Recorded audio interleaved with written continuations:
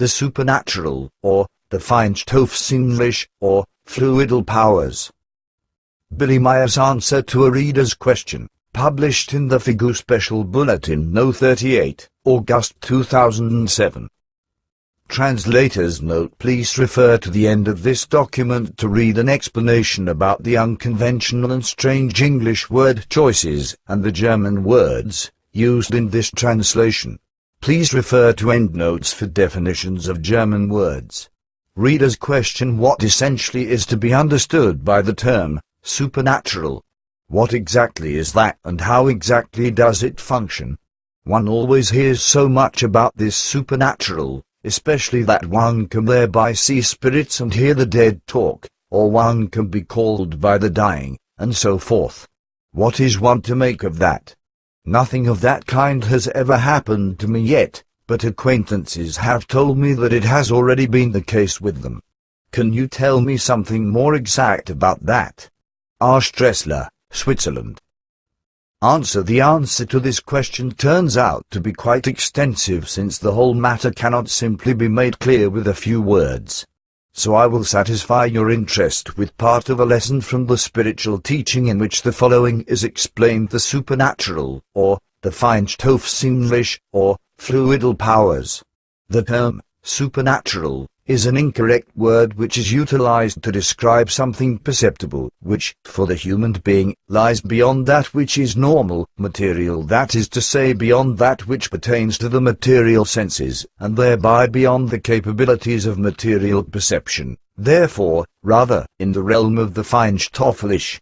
To designate that which is feinstofflich, the fluidal, as supernatural, is fundamentally wrong, because, truly, there is nothing which lies beyond the perception of the human senses, rather only something which belongs beyond material sensitivity, in the realm of the feinstoffsinnlich. I am talking, in particular, about the effect of feinstofflich thought vibrations which, in their feinstofflichkeit form, are designated as fluidal energies and fluidal forces, and which, created by the thoughts and feelings, also yield, outside of the brain, the most varied effects which can also be perceived by other human beings. These fluidal energies and their powers are not only the energies relating to telepathy, levitation and teleportation, rather also those of clairvoyance and remote viewing, whereby, for every single factor, manifestations occur which are individually different for each human being. With the reading of thoughts and with actual telepathy and all other neurophysiological factors, alpha waves play a big role, as they do with meditation, because these flow, in the thought current, synchronously through both hemispheres of the brain, whereby they are also active with the processing of pictures and pictorial imaginings, as is also the case under hypnosis and in trance when the brain switches to the so-called alpha mode. Thoughts and feelings not only pass through the brain, rather they also have an effect beyond it and can be transmitted, in the form of telepathy, across 3 light seconds around 900,30 kilometers and be received and understood by another suitable brain. And because feelings also arise from thoughts, for this reason human beings can also feel it when they suddenly lose, or have lost, someone who they love, in the same way that they also suddenly know that they are needed by a human who is far away or one who lives nearby. Also, a look which bores into the back, a glass breaking inexplicably, or an object falling without reason pertain to that. As a rule, the reason for that is a particular human being's strong thought currents and the resulting feinstofflich electromagnetic light-speed vibrations, or fluidal energies. The human being momentarily directs his strong thoughts at a certain person or persons, who then perceives these vibrations and recognizes what is transmitted thereby. So, fluidal energies are set free by a human being by means of strong thought currents which are perceived by certain connected human beings and are grasped as an inkling or are correctly interpreted. And every human being is capable of that, and indeed through the correct function of the pineal gland, the gland, epiphysis cerebri pineal body, which is situated on the upper section of the diencephalon midbrain or between brain, which, in the center of the brain, perceives visual stimuli, and so forth, whereby, However, the precondition must always be that the human being has not allowed the capacity of this factor to atrophy. The fact is that the pineal gland is able to detect feinstofflich electromagnetic fields in a completely different frequency range, that is to say, to like a sensor track and recognize them, and thereby receive information. That functions equally in regard to a look which bores into the back or into the nape of the neck when, as a result of the thought vibrations of the person who is the observer, the fact of the look directed at the back or at the nape of the neck is recognized by the pineal gland, and this information reaches the consciousness. The fluidal vibrations of the world of thoughts have nothing to do with the supernatural because there is no supernatural. The fluidal vibrations of the thoughts are based on a factor which is called feinstoffsinnlich, not, however, supernatural, because the supernatural does not exist, and, indeed, because that which is feinstoffsinnlich can be perceived with the seventh sense, or with the spiritual fine sensitive feeling. Consequently it therefore lies far above that which can be perceived by means of the material senses. Unfortunately, the human being assumes there are only 5 senses: hearing, seeing, touching, tasting, smelling, although 7 exist, whereby the 2 further ones are spiritual fine sensitive feeling and feeling, whereby the latter is associated with the instinct and is fundamentally bound with the world of thoughts. The fluidal vibrations of the world of thoughts are coupled with the fluidal vibrations of the world of feelings, and, in this form, the thoughts and feelings constantly go on journeys, and, indeed, as a factor of feinstoffsinnlichkeit. However, in the first years of the 3rd millennium, the current terrestrial technology is not yet in a position to prove these feinstoff vibrations or these fluidal vibrations with equipment and thereby using material means, yet it is only a question of technical development and of time before they will, one day, be successfully proven. Then it will also be recognized that feinstoffsinnlichkeit is based on the form which is feinstoff vibrations or on fluidal vibrations, just as it will also be recognized that these fluidal energies and their powers are the fundamental factor of telepathy, levitation and clairvoyance, as well as of teleportation, and so forth. And the fact is that feinstoffsinnlich, erroneously called supernatural by human beings simply out of ignorance, is actually a product of the human brain, or more precisely put, of its thoughts and the feelings resulting from them. It is thereby to do with the quite normal, however not supernatural, energy and power, whereby the whole thing is also not unearthly and not unreal, rather it is absolutely real and not eerie. And when thoughts and the feelings resulting from them go on journeys as feinstoff energy which can also be perceived, in some form or other, by other human beings, by means of spiritual fine sensitive feeling, then it is thereby to do with the form of telepathy.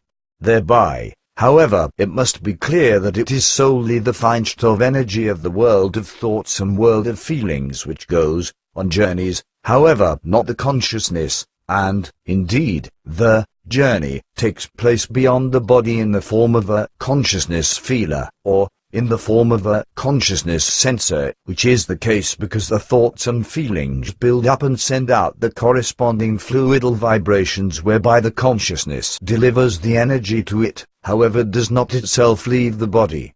So, it is always the thoughts and their feelings which as a form of telepathy radiate from the brain and go on journeys.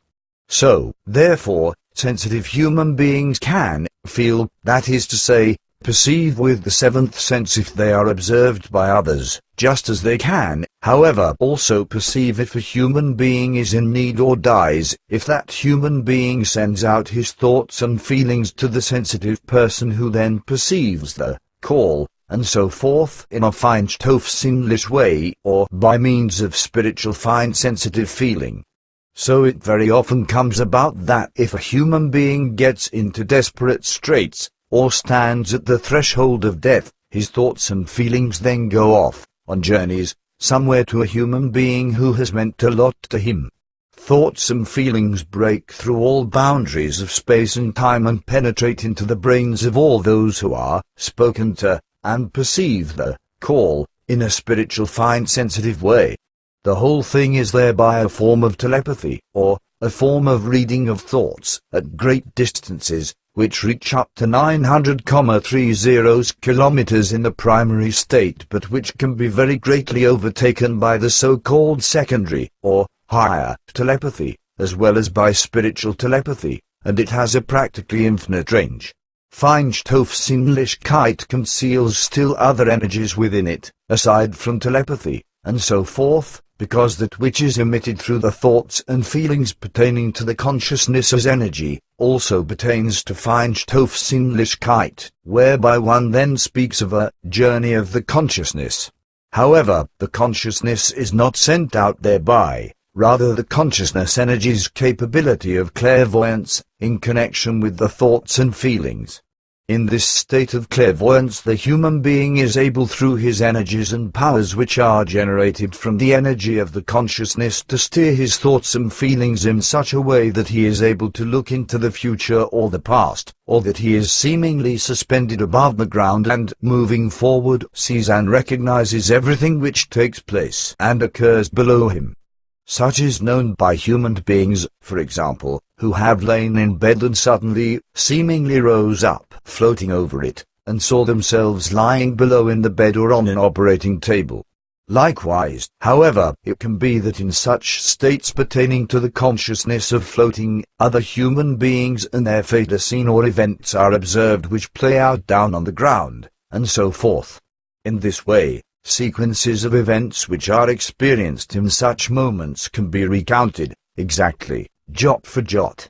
Fundamentally, the pineal gland is the critical factor which through the thoughts and feelings constitutes the realm and headquarters of the Feinstoffsinnlich. The human being's early, and also more recent, forefathers had a more intensive grasp on this realm, or center, and they were even able, to a certain extent, to still consciously steer the Feinstoffsinnlich, or the fluidal vibrations of thoughts and feelings, and utilize these energies of the consciousness along with their powers. Through the constant change of the human being in regard to his body and organism, as well as the purely material orientation of his thoughts and feelings, the pineal gland and its Feinstoffsinnlich faculty has atrophied. Consequently, in the current time, only human beings who are more or less sensitively predisposed are in a position to utilize the Feinstoffsinnlich effectiveness of the pineal gland. Originally this organ had a diameter of little more than 3 centimeters in contrast to today where, as a result of shrinkage, the average has only a size of 3 millimeters.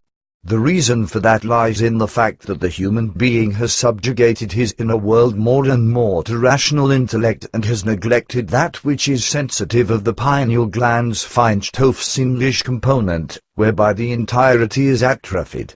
The pineal gland is the organ of perception which pertains to the spirit of insensitive feeling, or pertains to the human being's seventh sense, which, however, can no longer be used by many because a barrier is unconsciously constructed against it, whereby the so-called third eye, as the pineal gland is also called, is repressed and choked in its function.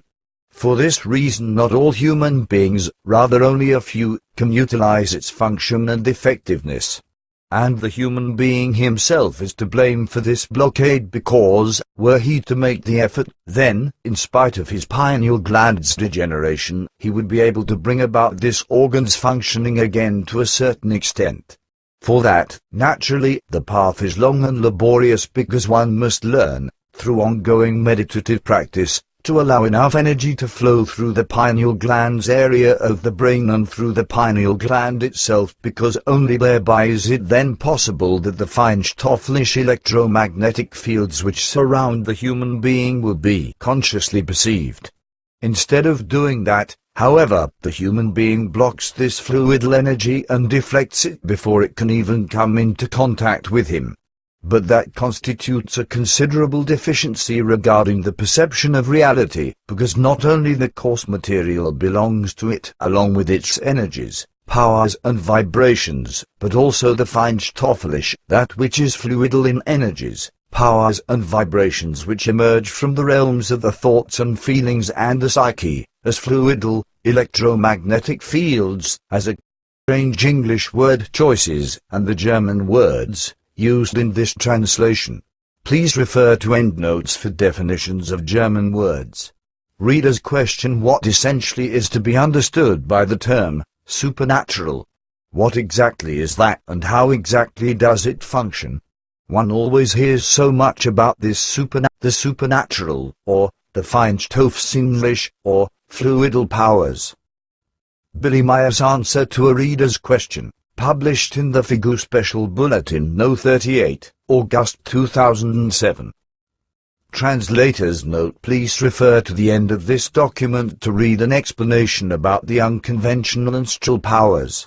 The term supernatural is an incorrect word which is utilized to describe something perceptible, which, for the human being, lies beyond that which is normal, material, that is to say beyond that which pertains to the material senses, and thereby beyond the capabilities of material perception. There, Stressler, Switzerland.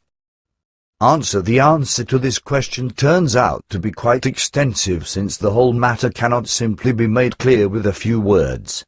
So I will satisfy your interest with part of a lesson from the spiritual teaching in which the following is explained: the supernatural, or the feinstoffsinnlich, or fluid natural, especially that one can thereby see spirits and hear the dead talk, or one can be called by the dying, and so forth. What is one to make of that? Nothing of that kind has ever happened to me yet, but acquaintances have told me that it has already been the case with them.